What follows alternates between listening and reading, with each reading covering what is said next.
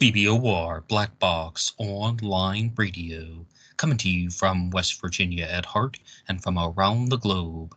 And hello, everybody. Today is Monday, another Zodiac Monday. Welcome to the show. How's everybody doing? On this episode of Zodiac Monday, I have the pleasure of being joined by Chad Burke, someone who has paid a lot of attention to the Zodiac killer ciphers. The Zodiac was a serial killer who operated in California in 1968 and 69. Whatever happened before or after that is still part of the mystery. And Chad, are you with me? Absolutely. Welcome back to Black Box Online Radio. You've been a guest on the program in the past, and we had the opportunity to talk about the Zodiac Killer's Z13 Cipher. The Zodiac created multiple ciphers. The first was the Z408, the second was the Z340, and the third one that you've paid the most attention to is the Z13. And I want to know, what made you curious about the Z13 years ago? Well, I've always had a love for codes, and eventually one day I just stumbled upon it, and something told me it could be solved. And from that day forward, I set out to either do that or die trying, I guess. Yes, and the last time you were on the program, you said that you had spent about 5 years working on the Z13, and now it's been almost 6 years, correct? Yes, it's been a very long time. Do you ever get deterred, or do you ever think that you want to give up, or is this a relentless pursuit that you will, as you said, um, die trying? It's got ups and it's got downs, but I've always believed it's solvable, and so I just keep going. I impress myself with the ways that I find new methods for solutions when I think I've tried everything. In that case, what do you think about the people who say that the Z13 code is a dud and it has no specific meaning? I think they're dead wrong. I think Zodiac definitely knew about unicity distance, and there's many different ways that he could have altered that or changed it up a bit. Okay, and what is unicity distance? That is the amount of characters that is needed for a cipher to be determined or validated.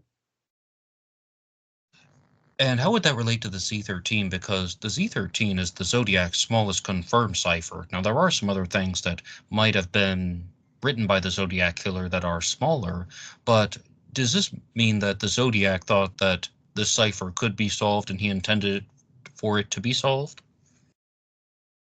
I do believe it can be solved. I think he afforded himself a lot of security by people thinking it being that short wouldn't be solvable, and that most people wouldn't try to solve it. That does him a great favor if his name is in there because nobody's trying to find it. Now, Chad, out of curiosity, did you follow the developments of the solving of the 340, the news back in 2020 when David Oranchak, Carl Van Eyck, and Sam Blake reportedly solved the 340? I mean, they did it with the assistance of technology. Everyone wants to point that out. But yes, those three guys solved the 340. And did you follow that development? I absolutely did. It was an awesome breakthrough, and my heart was pounding the whole time when I heard that there was a new crack code.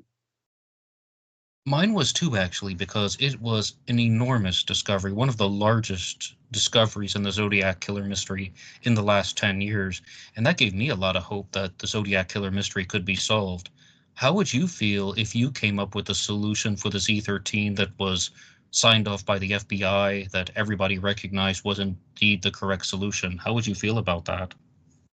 I'd be ecstatic. I think I'd probably be beside myself for a little bit because it's one of those things you don't really expect to happen.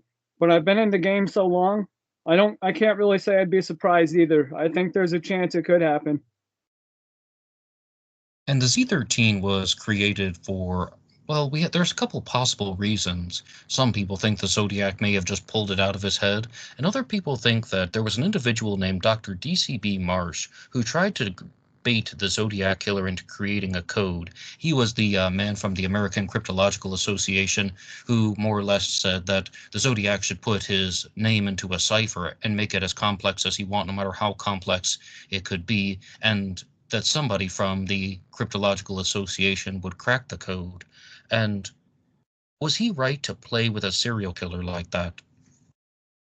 Oh, yeah, he was an absolute hero. He baited the Zodiac perfectly.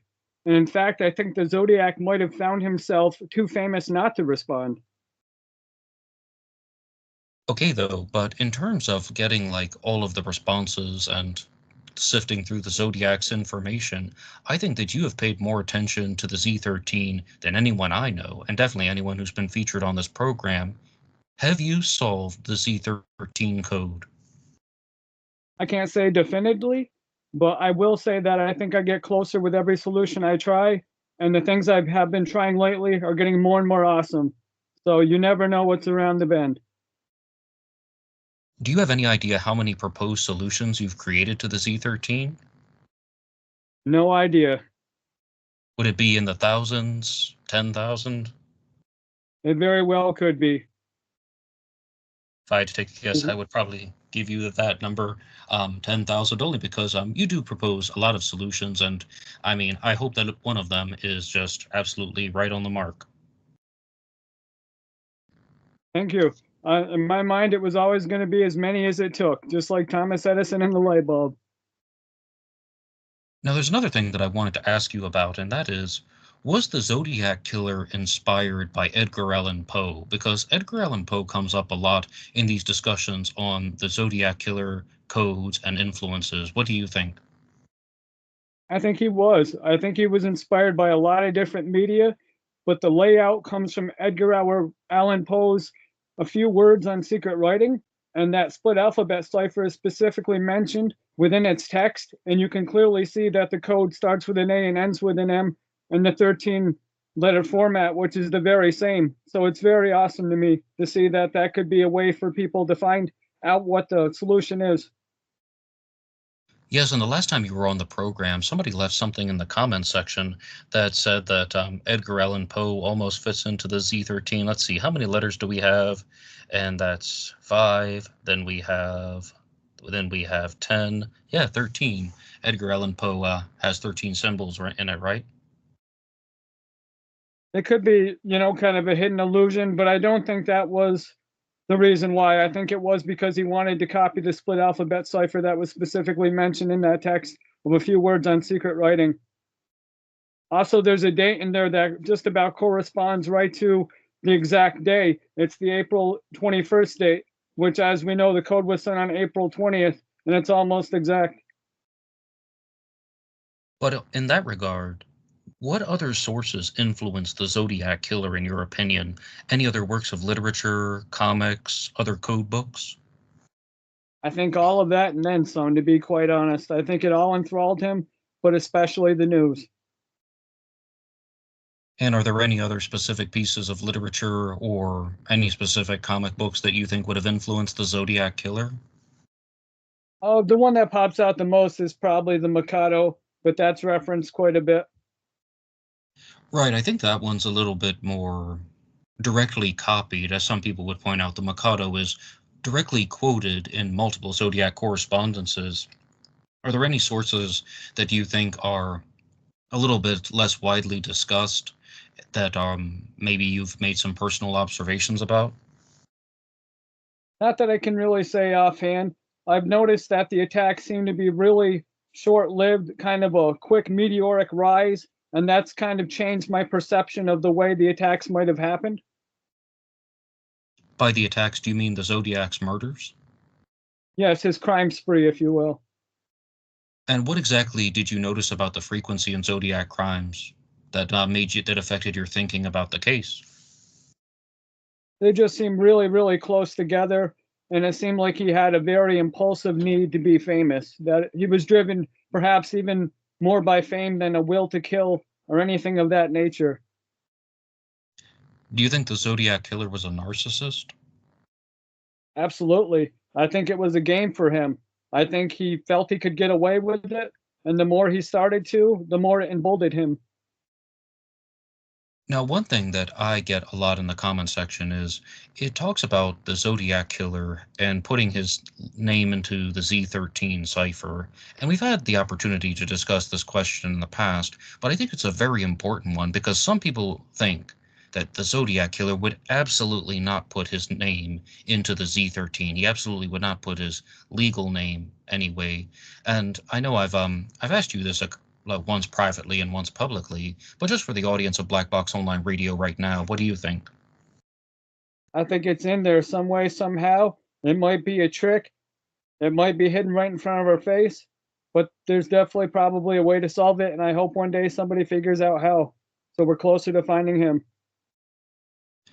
And in terms of analyzing the Z13, there are people out there who insist that the Z13 has to be done in a simple sequential fashion, rather similarly to how the Z408 cipher was solved. You substitute a letter with a symbol, and sometimes in substitution ciphers, you can substitute multiple symbols for one letter. Maybe I said that backwards. Or an English letter can be represented by multiple symbols. But some people think that this has to be a simple substitution cipher going in sequential order. And what is your response to people who have that mentality? I think they're mostly right. The other ciphers were variations of a homophonic cipher. I think the FBI said that it was a homophonic cipher with a twist. To me, that all points to a split alphabet cipher, which is that cipher I have mul- multiple times alluded to, and that allows there to be polyalphabetic substitutions for the character. Instead of one, they could have perhaps three different substitutions, and that would be the difference. Yes, but you've proposed many different possibilities for the Z13, and do they all follow that metric? Not always. Sometimes I try to use solutions out of the box, ways you could have created a non-cipher, perhaps.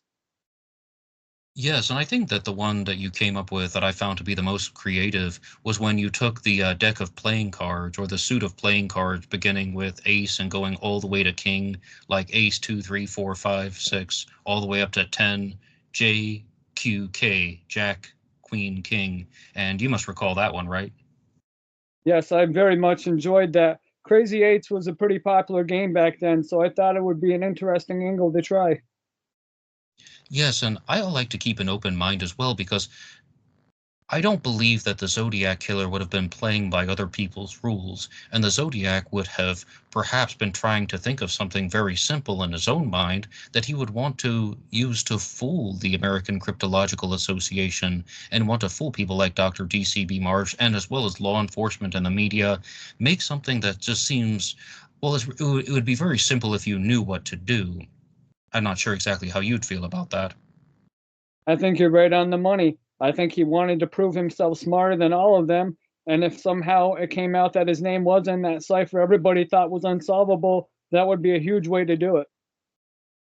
Now, you must be aware that there is a solution to the Z13 that I've talked about a lot on Black Box Online Radio, and that is that it just simply reads Alfred E. Newman, and that he was the mascot of Mad Magazine. Some of the clues for this are the first three letters AEN for Alfred E. Newman, and then there's even the NAM at the end that could be used as a variant of the letters, also cluing us in. What do you think about that proposed solution? That's a pretty neat solution, I'm not gonna lie. Something about it just doesn't seem right to me. Well, it certainly wouldn't be giving his legal name away unless by chance that was his legal name, but I doubt it. I think that that is more just, as some people said, there are these posters of Alfred E. Newman, and it says, me, why worry, what me worry, things to that effect. And it's almost as if he would just be mocking the challenge that was put forward to him. And do you think that's something the Zodiac would do? He could have very well, but it also the challenge was to truly and honestly encode his name, and so he certainly wouldn't have looked very brave to have that been his response.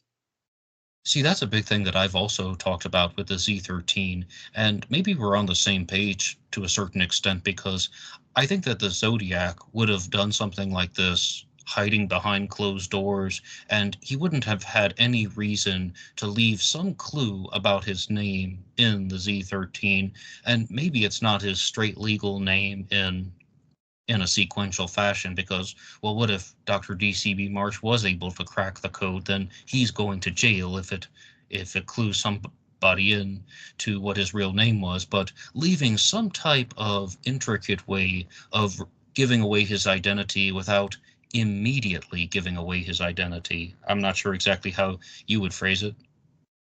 I would say that means specifically he probably only gave his initials. That's going to give his identity, but in the least way possible, make it available for them to try to find him.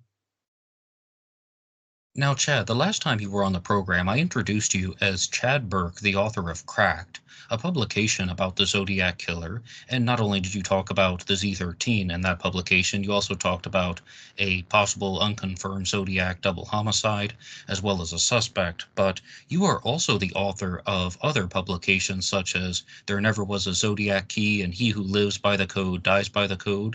How many Zodiac publications did you create? I would say probably about 5 or 6. And are they currently available online? I'm not sure if they are. The website became a pay to use site, and somehow in that the process my accounts got jacked up, but they could very well still be out there somewhere.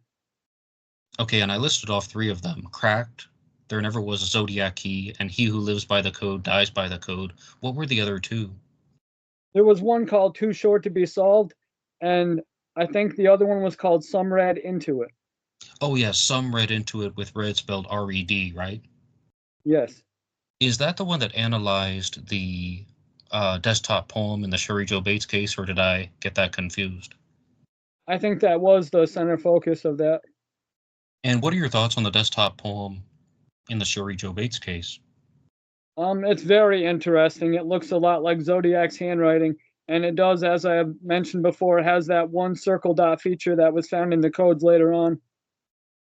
Yes, and for the audience, we were talking about 1966 and the murder of Sherry Joe Bates, and a poem that was found in December of that year on a desk at the RCC, the Riverside City College, where Sherry Joe Bates was a student. And overall, Chad, do you believe that Sherry Joe Bates was a victim of the Zodiac Killer? That's a hot topic, to be quite honest. I don't know if we're going to know that for a long time. I don't think Riverside police seem to think so, so I've got to trust their word on it for now. They have all the files and all the information. Well, you said it might be a hot topic, but I actually have time right now. If you want to elaborate on that, do you think there are any clues that indicate whether Sherry Joe Bates was killed by the Zodiac? Do you think the evidence indicates that she was murdered by somebody else? I'd love to know what you think. It's really kind of controversial. I mean, the poem does look a lot like him, but with them saying it's not him, it's just muddy water I don't really want to tread. I understand completely. Okay, so we talked about some read into it, and what was the fifth publication you mentioned? I think the other one was called Too Short to Be Solved. Too Short to Be Solved, and what was the focus of that one? It was basically that there might still be hope in the two shorter solutions, that Zodiac might have known about unicity distance and perhaps found a way around them.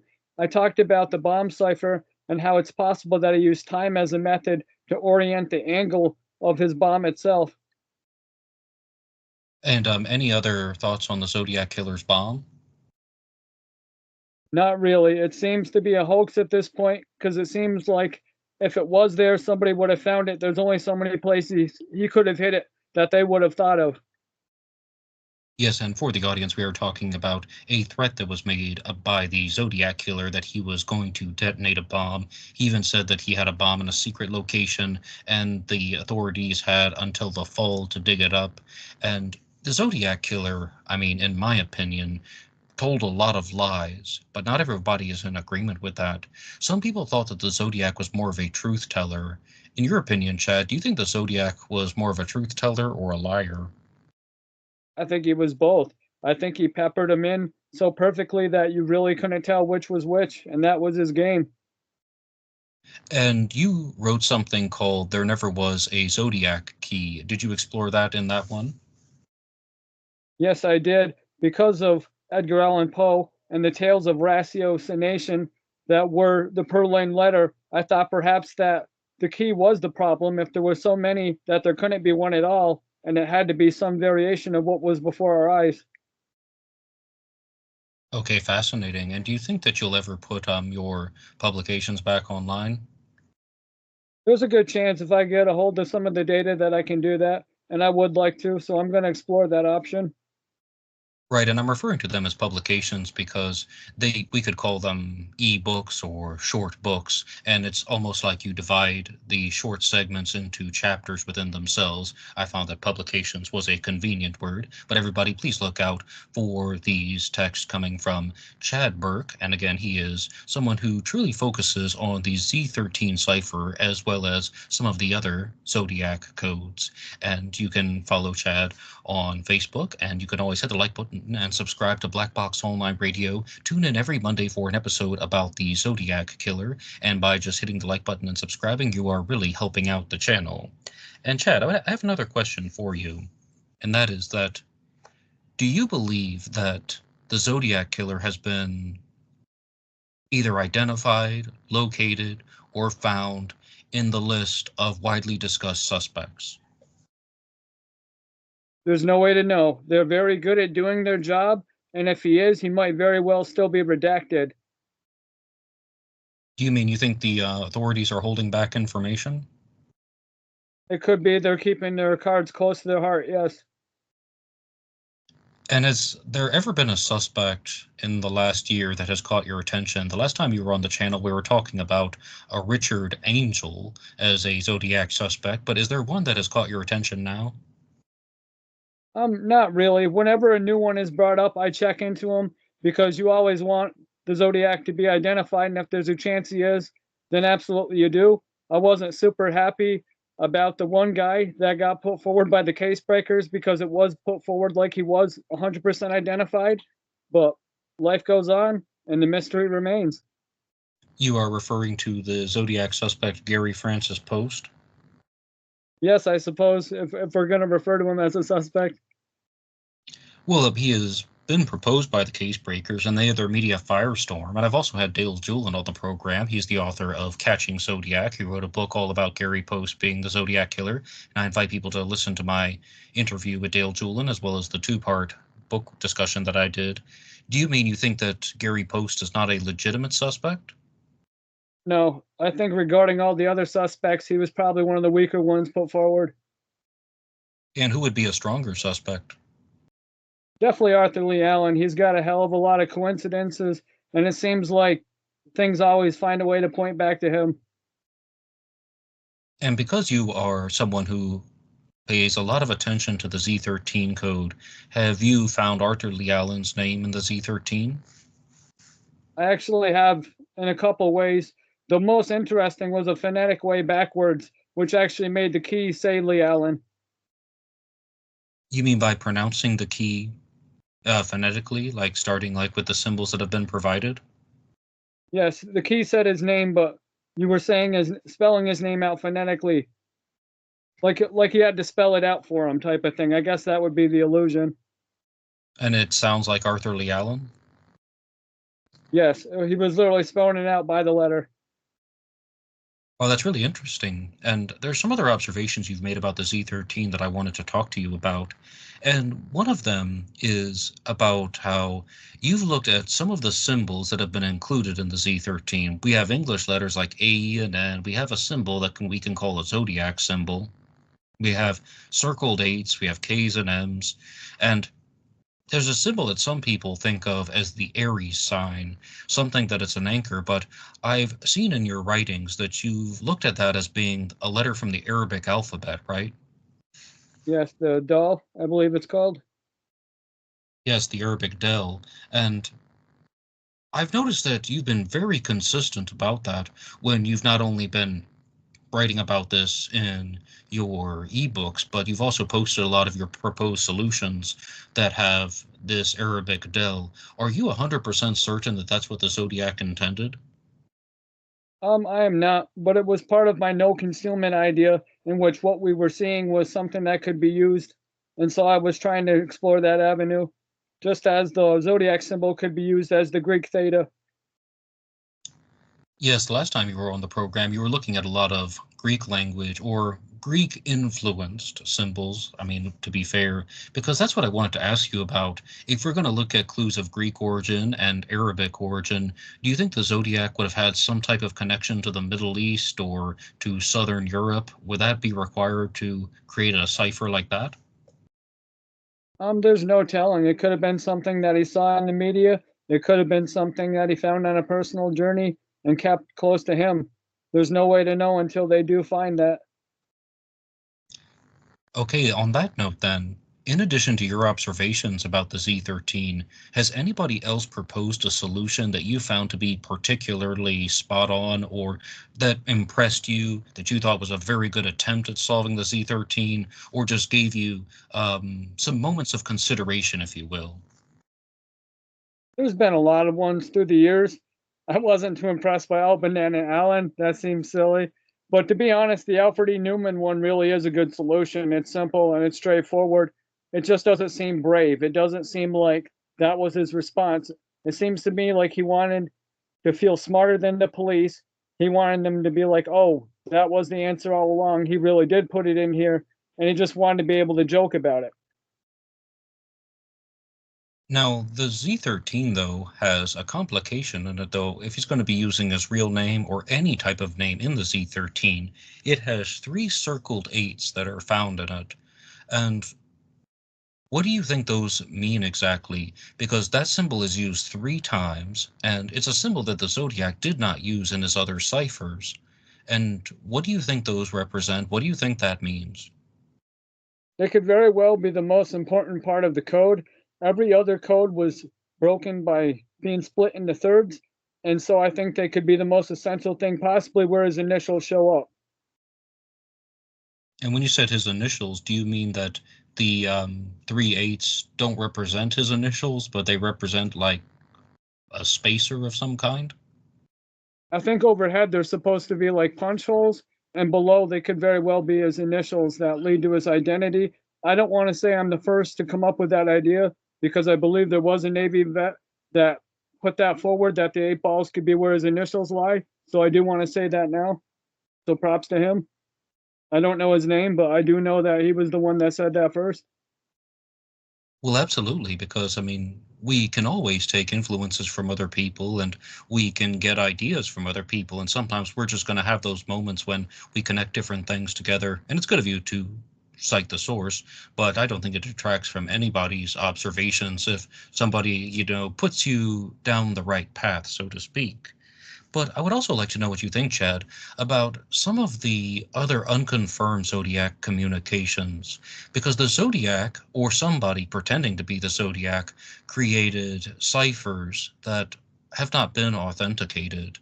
And are you okay to talk about some of those? Sure.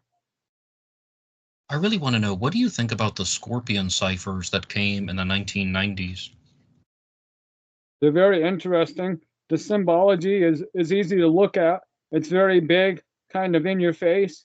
I'd like to know what it says. It definitely says something. I don't think whoever drew it up was just trying to. I think they were a Zodiac wannabe, and it would be interesting to see what it said. I had a solution to it way back in the day that talked about somebody's rights, and it went on and on about how everybody's welcome to a court case and some of their other rights. But there's no telling what it really says until it is cracked. Well, that's fascinating. If you still have a copy of that proposed solution, I would love to read that because the Scorpion ciphers are much larger than the Z13. I forget how many symbols off the top of my head, but they can fill a page, and there are five Scorpion ciphers actually, and as far as I know, only two of them have been released to the public. One of them says "Hi, remember me" at the top, but um, I mean, I would love to know if your proposed solution to that involving the court cases, because the Scorpion ciphers were mailed to John Walsh of America's Most Wanted, correct? Yes. Fascinating. But there's another one that I was curious to know what you think about, and that is the 148 character cipher. Yeah, that might have been the one from Fairfield, was it? That's right. Yeah, that was interesting. The handwriting on that looks very familiar to me for some reason. I'm not sure what that was about. Again, that's never really been confirmed, but I'm always wondering when I see these other ciphers, just as everybody else is, will we ever discover the mystery? Just because it might not lead to Zodiac doesn't mean it might not be a really interesting solution or something that could still aid law enforcement. Well, absolutely. And I think that a lot of people who are going to create these types of hoax letters are going to be criminals themselves.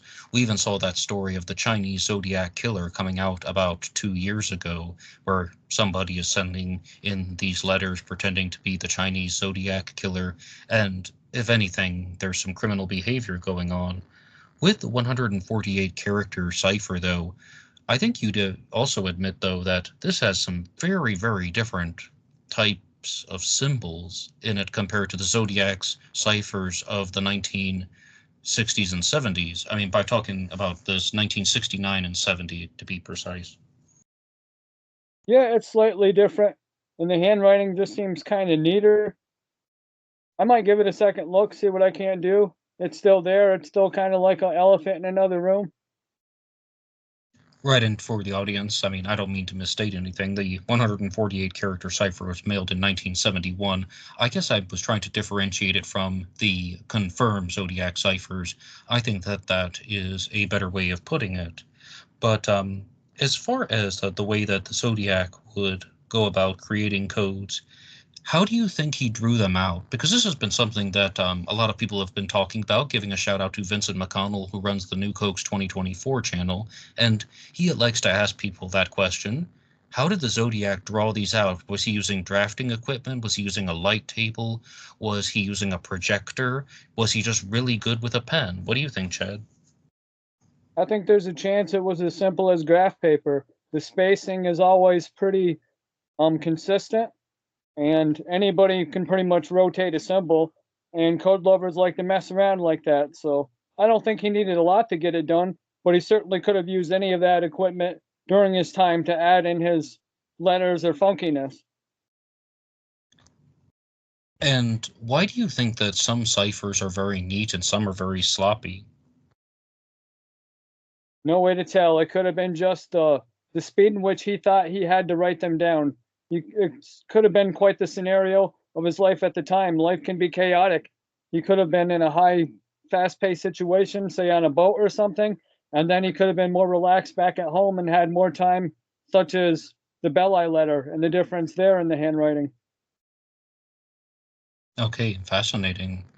And as far as the Zodiac's education with ciphers, what type of education do you think he would have needed? Because some people think that this guy had to have learned them in the military. Other people think that this is something that he would have studied in code books.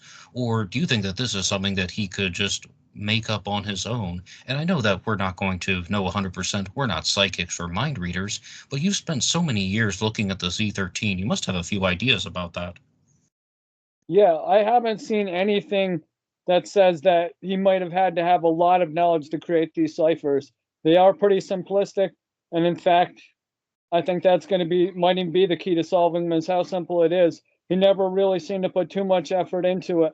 The reason that that cipher took so long, the Z340, is partially because of mistakes. Now that's really interesting because I was just watching Pat Brown's live stream on the Zodiac Killer, and she made some comments about the Z340 that were going in a similar direction, except there's one thing that she added, and she said that the Z340 is very significant of the Zodiac's intelligence. It shows that he was a very smart person. And do you agree or disagree with that? I don't think he was dumb by any means. I think he was definitely fairly smart, but he was so lucky we might never know how smart he was. What would you think about a suspect like Ted Kaczynski, who is, I mean, I guess we can say he has maybe a genius level IQ. He had a genius level IQ, and someone who was a PhD in mathematics. Do you think the Zodiac would have had intelligence like that I think he might be one of the best model figures to base Zodiac off from, to be quite honest. to base off of? Do you mean that Ted Kaczynski would have used the Zodiac as an influence? Yeah, I think they were a lot alike. I guess that's what I'm trying to say. A lot alike, meaning they weren't the same person, but Ted Kaczynski was very familiar with the Zodiac story and he expanded upon it. Birds of a feather, if you will. Okay, okay. And yes, people can hear more about Ted Kaczynski in the book Exposed by Mark Hewitt. And Mark Hewitt has just put out a new book called Obsessed, My Relentless Pursuit of the Zodiac Killer. That is a true crime memoir. But there's one final correspondence that I would like to talk to you about, and that is one of the other Fairfield letters that contains a very short cipher. And this is one that some people might not even think is a legitimate cipher, but it just has a small set of symbols that are thrown in the middle. And this is the December 16th, 1969 Fairfield letter. And I'm just going to read the text for the audience. This is the Zodiac speaking. I just want to tell you that this state is in.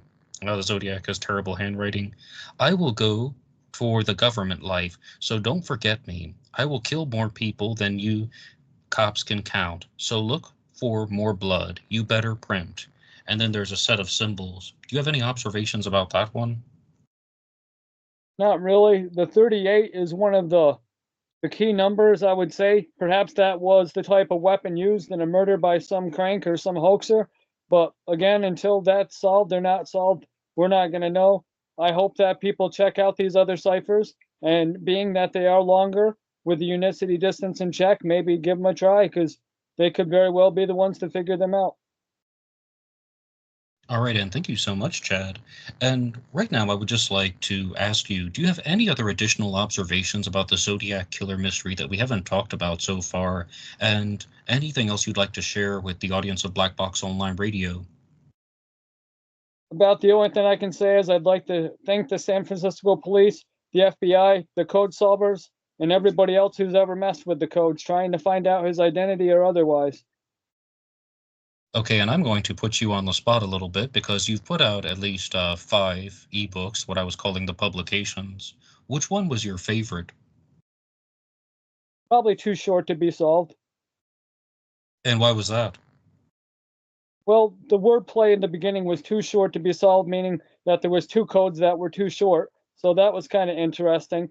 But it was just the way I attacked it, was that I refused to believe they were unsolvable, and I wrote it in a manner that could leave people open-minded and wondering if perhaps they did have solutions. And another question that would require a little bit of speculation, or just a little bit of hypothesizing on your part. In addition to solving the Z13, the My Name Is cipher, how do we solve the Zodiac Killer mystery? Is this a DNA case, a fingerprints case? Is this going to be somebody finding Paul Stein's wallet in the attic, finding the Lake Berryessa hood? How will this case be solved? DNA is the most likely route. I do know they have that, and they've been tight-lipped about whatever they last found in Vallejo. But what you mentioned otherwise, such as a time capsule and Paul Stein's belongings, they could be anywhere. You never know. That's not ruled out because they're lost to history at this point. All right, Chad. Well, thank you for coming on Black Box Online Radio and talking to us about the codes. Absolutely. Thank you, Ned. Have a great night. And one more time, I would like to say that I really appreciate Chad Burke coming on Black Box Online Radio to talk about all of his observations about the Z13 Cipher and the Zodiac Killer mystery. And I will leave you guys with one final possible solution to the Z13 proposed by Chad Burke, and this relates to how the Zodiac Killer may not have put his full legal name into the Z13, but Chad is saying, sending this new one, it is a disk cipher. It mocks the ACA button, American Cryptogram Association. I think this may be a viable angle on how the Zodiac was obsessed with witty buttons in later letters. Now, this is something that I think is actually very plausible, because even if the Zodiac isn't going to give away his complete identity, using this solution that Chad has created, you put the Z13 into a circle. You have the Zodiac circle with a cross at the top, and then you have A and M to the sides. In short, you're just taking a circle, drawing a triangle within the circle, and the triangle has 3 points.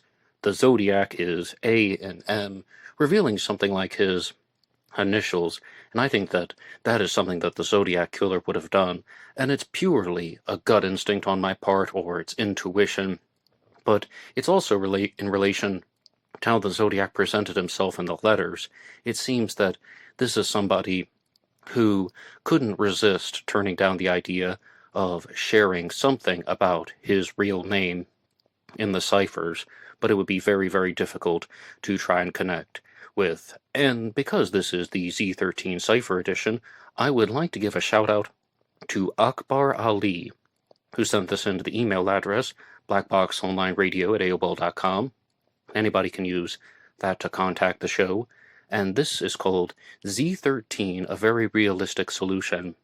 This is going to be shifting gears and looking at a new possible way to solve the Z13 cipher, and it's going to relate to a suspect that I've talked about a lot here on Black Box Online Radio, and his name is Donald Lee Cheney, and we're going to look at Akbar's solution. One more time, the Z13 has multiple symbols that repeat. The circled 8s, or the Taurus sign, or the symbol that is in the center, is used 3 times. Let's just call it the circled 8s. That is used 3 times. The letter A is used twice in the Z13. The letter N is used twice, and the letter M is used twice. So one symbol is used 3 times, and there are 3 symbols that are used 2 times, and the rest of the symbols are only 1 time. And I hope I've understood the layout and the presentation on how Akbar Ali was able to achieve his solution. The first thing that you would have to do is you would arrange the symbols vertically, not horizontally, not reading them from left to right or anything. You would read them from top to bottom. And you would take the symbols that are repeated twice, or the duplicates, and you would put those then from left to right. So first you would list all the symbols that are used once, then the symbols that are used twice, and then the symbols that are used 3 times. Of course, there's only going to be one symbol that we're going to use 3 times. And this is going to be one that has a very, very odd, almost peculiarity about it, because as we're going to see very clearly, that it's not exactly going to work out perfectly. I'm going to read a statement from Akbar Ali.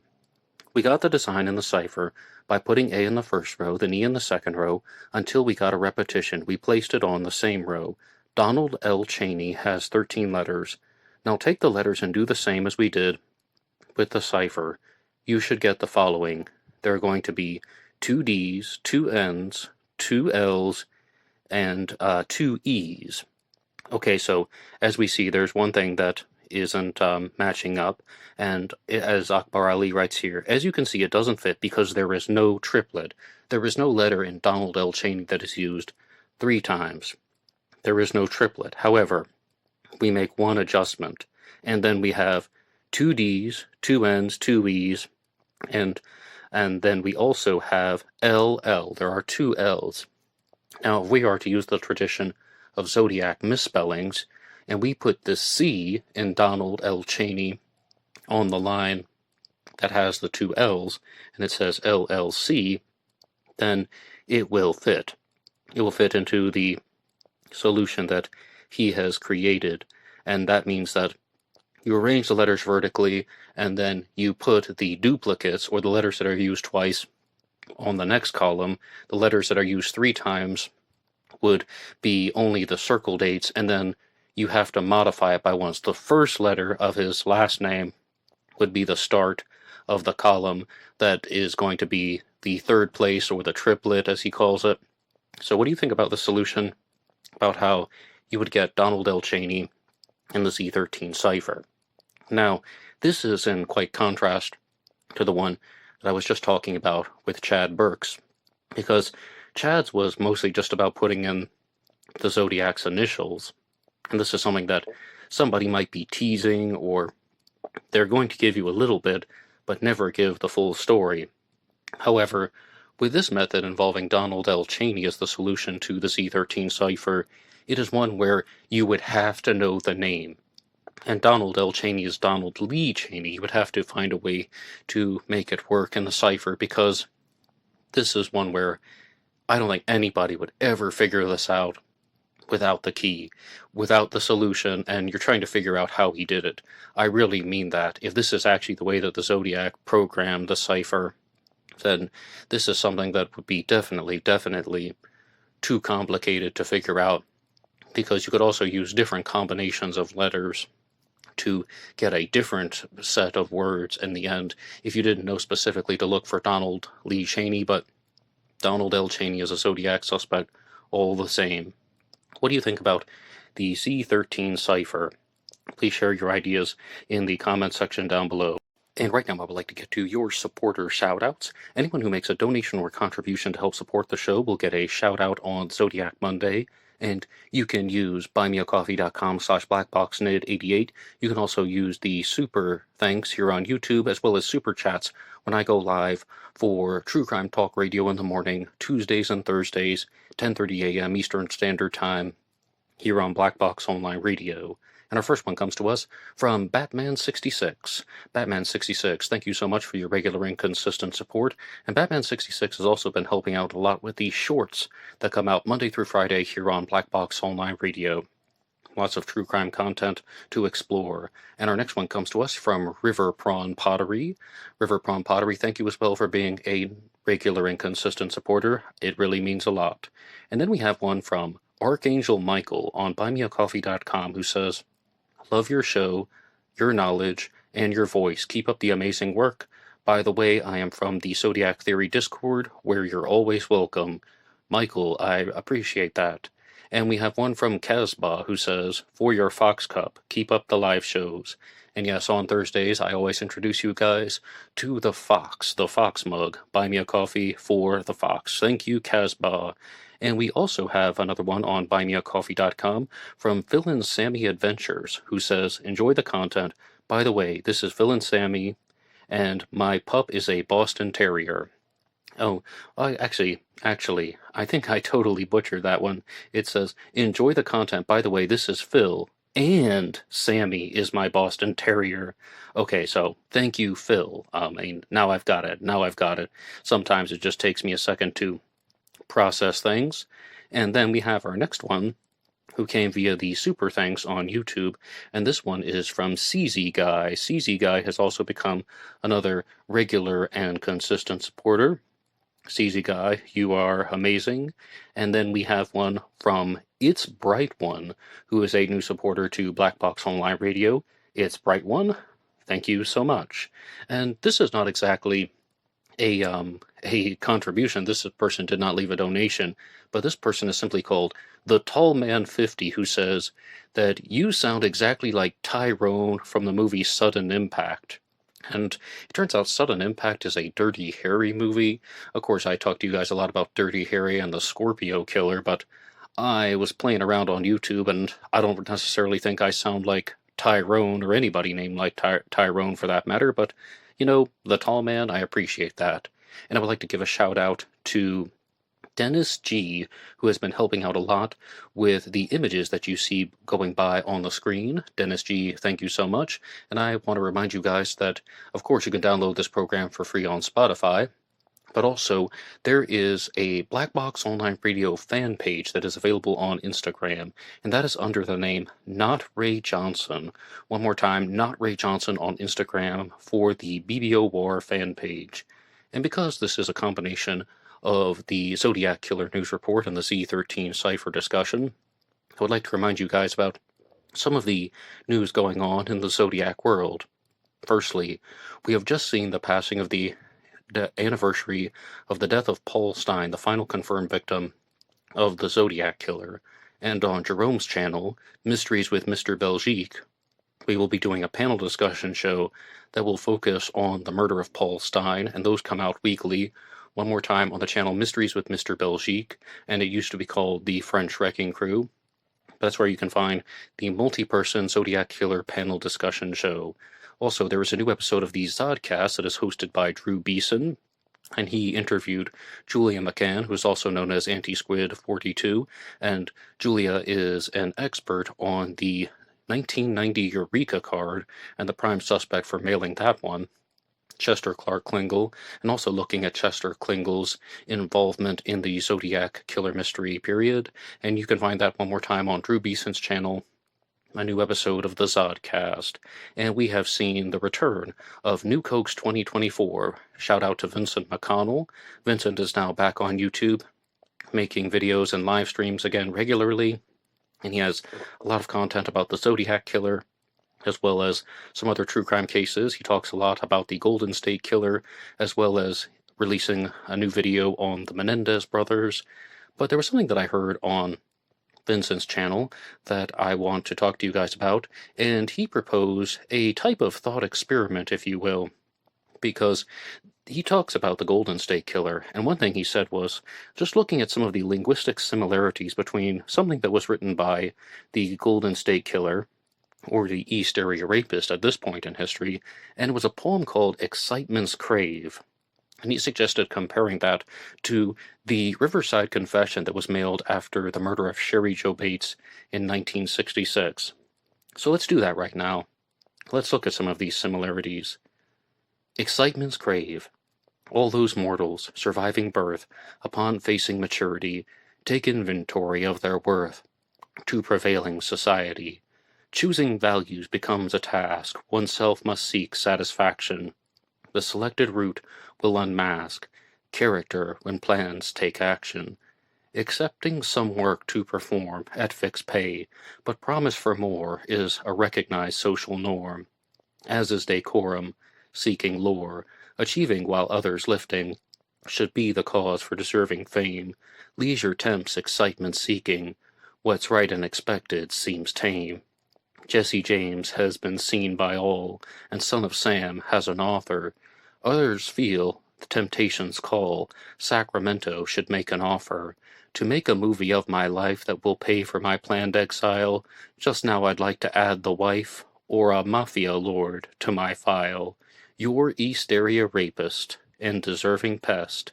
See you in the press, or on TV. And it says, as you just saw right there, that someone is claiming to be the East Area Rapist, or perhaps that was indeed Joseph D'Angelo writing that one. But what we're supposed to do is compare that language to the Riverside Confession that came in November of 1966. And let's just have a read of that one. The Confession. She was young and beautiful, but now she is battered and dead. She is not the first and will not be the last. I lay awake nights thinking about my next victim. Maybe she will be the beautiful blonde that babysits near the little store and walks down the dark alley each evening at about 7. Or maybe she will be the snapely blue-eyed brunette that said no when I asked her for a date in high school. But maybe it will be neither. But I shall cut off her female parts and deposit them for the whole city to see. So don't make it easy for me. Keep your sisters, daughters, and wives off the streets and alleys. Miss Bates was stupid. She went to the slaughter like a lamb. She did not put up a struggle, but I did. It was a ball. I first pulled the middle wire from the distributor. Then I waited for her in the library and followed her out for about 2 minutes. The battery must have been about dead by then. I then offered to help. She was then very willing to talk to me. I told her that my car was down the street and I would give her a lift home. When we were away from the library walking, I said it was about time. She asked, about time for what? I said, it was about time for her to die. I grabbed her, knife at her throat. She went very willingly. Her breast felt warm and firm under my hands, but only one thing was on my mind, making her pay for the brush-off that she had given me during the years prior. She died hard. She squirmed and shook as I choked her, and her lips twitched. She let out a scream, and once I kicked her head to shut her up, I plunged the knife into her, and it broke. I then finished the job by cutting her throat. I am not sick. I am insane. But that will not stop the game. This letter should be published for all to read it. It just might save the girl in the alley, but that's up to you. It will be on your conscience, not mine. Yes, I did make that call to you. It was just a warning. Beware, I'm stalking your girls now. One more time. That's the Riverside Confession. So as far as this Excitement's Crave poem goes, it definitely does seem that both of these have either some focus or mentioning of women, because we see the part here about to make a movie of my life that I will pay for my planned exile. Just now I'd like to add the wife. So women are highlighted, that there's some type of animosity toward women, or this person has some type of issue with women. Both of these also call out people by name, Jesse James and the Son of Sam, and then we have Miss Bates is listed by name in the Riverside Confession, and I think that's important because what I noticed from the Zodiac of 1968 and 69 is that he almost never called anybody out by name. Rarely, very rarely, definitely down the line, there are letters that talk about people by name, but just bringing that up. And as far as the way that these are structured, both of them begin a little bit more broad, or they aren't necessarily getting into the madness. I mean, I think the Riverside Confession is just like peeling away the layers of the onion, and you get to the core element of somebody's madness and insanity. And there's a little bit of that here in this Excitement's Crave. It just goes down to your East Area rapist and deserving pest, see you in the press or on TV. Already you see that that's almost like a slanted rhyme. Not quite. Maybe it could end on a rhyme if he were to get rid of some of these excessive words, but, I mean, that would be something that we will call a difference. Excitement's Crave is very much intended to have been a poem, whereas the Riverside Confession has a little bit of a poetic feel to it. It could have been structured as a poem, and it definitely seems like the person is trying to convey lots of emotions, but it is prose text all the same. Do you notice any linguistic similarities between Excitement's Crave by the East Area Rapist and the Riverside Confession? And next I would like to give a shout out to Melissa Rose Tappa and Thornton Daniel Jeffrey, who run the Facebook group The Zodiac Killer and Me, and you can read more about their stuff on their website, zodiackillerbomb.com. Their Zodiac Killer suspect is named Loring Dale Hill. He was a career naval officer, and he was a helicopter pilot and naval aviation mechanic. And Melissa has written a post here that's going to correspond to a very specific image. LD was to be awarded the Gallantry Cross for his service in Vietnam when assigned to VAQ-132, the Scorpions, on the USS Enterprise during the tour with the fire. The fire occurred on January 14th of 1969, and it saw the deaths of 28 servicemen that's aboard the USS Enterprise. However, the date earned is blank. When you turn the cross around, it looks like the Zodiac crosshairs. Could it be that he came back from the tour and was stripped of his medals from 1969? He has several medals from prior service dates that were listed, but not issued in April of 1969. Why? Let's just say that he was issued the Gallantry Award. Could this be another inspiration for choosing the Zodiac crosshairs from the watch as another breadcrumb of his? Well, absolutely, that would be possible. Now, to address the question of why, why would somebody have not issued on their records?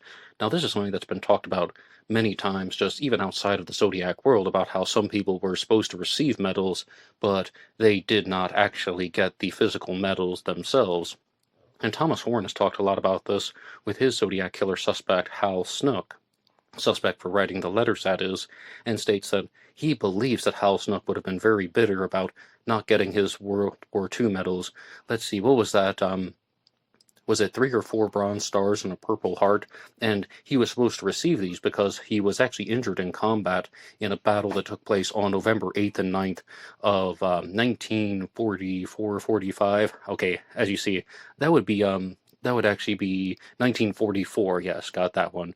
And he was injured in that battle, and he was supposed to receive a Purple Heart, but he did not get the physical medals. And this just happens from time to time, and it's a shame, but it's not completely unheard of. But I do completely admit, when you turn the Gallantry Cross over, the U.S. Vietnam Cross of Gallantry, it does heavily resemble the Zodiac crosshairs circle that has the intersecting lines, and it's not completely unheard of that someone would expect to get their medals, not receive their medals, and then be feeling bitter about that. One more time, if you'd like to hear more about their Zodiac suspect, Loring Dale Hill, Zodiac Killer and Me, and ZodiacKillerBomb.com. And the final news item to discuss on this episode of Zodiac Monday is that there are many new videos out on Ray Grant's channel, and you can find that by searching Ray Grant Zodiac here on YouTube. And he was making a set of videos that was responding to the Crackpot Files that was written by Michael Butterfield of ZodiacKillerFacts.com. He's up to 10 episodes now, and Ray Grant made a bold statement in one of his videos, and that was that there has been a lot of discussion about Robert Graysmith, and Robert Graysmith is the author of the 1986 book Zodiac, as well as the follow-up, Zodiac Unmasked. But Graysmith is somebody who has been scrutinized a lot, he has been criticized, he has been accused of fabricating certain parts of his books, and they are fictitious statements that he tries to pass off as factual true crime statements. But what Ray Grant reminded us in one of his videos, in his Crackpot Files, excuse me, is that Robert Graysmith was not only a writer, he wasn't only a true crime author, he was also a witness to a lot of the events in Zodiac activity. And that's how he gets involved with this, because he's at the San Francisco Chronicle, and he does experience some things firsthand, and even more so than just those things, having the conversations with the detectives, having the conversations with the original investigators, talking to other witnesses, interviewing people like Nancy Slover, and incorporating that material into his Zodiac Killer book. So Graysmith is a witness, and he's also talked to a lot of other witnesses, and we have to give credit where credit is due. And one more time, you can watch Ray Grant's multi-part discussion on the Crackpot Files, available on his channel, Ray Grant. And you can also visit all of the other episodes that I've talked about on this Zodiac Monday. One more time, I am your host, BlackboxNid. Anybody can write the show at blackboxonlineradio@aol.com. You can also get me on Facebook. My personal Facebook is in the description box. And there was always BlackboxNid88 over on Instagram. And I will see you over there. Goodbye.